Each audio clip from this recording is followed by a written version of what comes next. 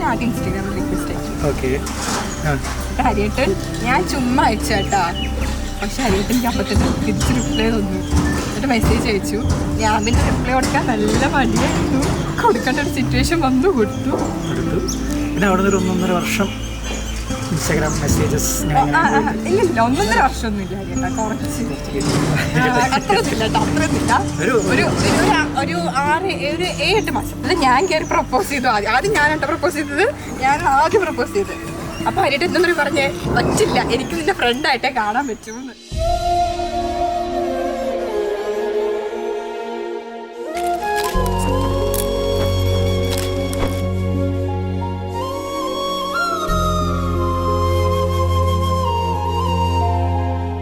അതിനുശേഷം ഞാൻ കുറേ കാലം ഇങ്ങനെ പോയി. പിന്നെ നേരെ സുഹൃത്തുക്കളായി, ഏറ്റവും കംഫർട്ട് സോണിലേക്ക് എത്തി.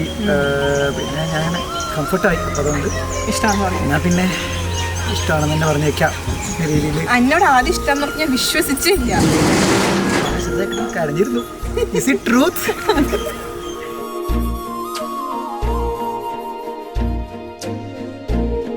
മെച്ചോർഡായിട്ട് തന്നെ വീട്ടിൽ അവതരിപ്പിച്ചു.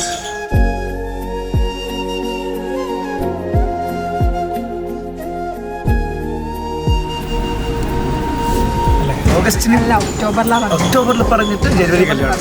അത്രയും സ്പീഡായിരുന്നു. ആദ്യം അവർ വീട്ടിൽ പിന്നെ ഞാൻ ചാച്ചമാരെയൊക്കെ വളച്ചെടുത്ത് അതൊന്നും അല്ല.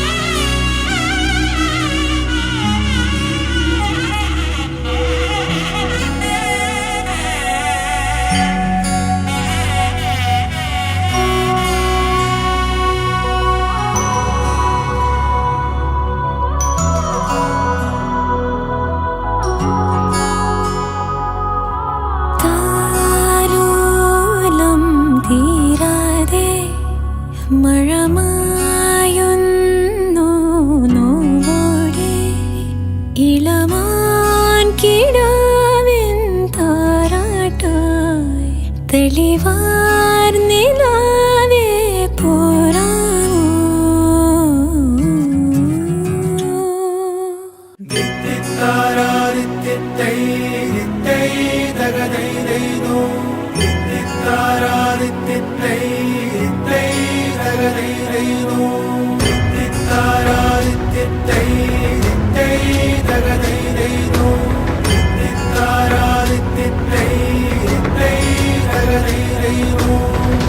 സംഭവബഹുലമായ കഥ. ഇതില് നമ്മുടെ കുഞ്ഞു കുഞ്ഞു കുഞ്ഞു വഴക്കുകൾ, വളരെ കുറവ് വഴക്കുണ്ടായിരുന്നുള്ളൂ. പക്ഷെ കല്യാണത്തിന് 2 ആഴ്ച മുന്നായിരുന്നു. രാവിലെ കല്യാണം എനിക്ക് വേണ്ട കേട്ടോ. രാവിലെ 5 മണിക്ക് മെസ്സേജ് ചെയ്യും കല്യാണം കഴിക്കേണ്ടത്. അപ്പോൾ അതാണ് നമ്മുടെ ഗദ ഗൈസ്. വീട്ടിലേക്ക് പോയിട്ട് ഡ്രസ് മാറി റെഡി മാറിയിട്ട് അത് രാത്രി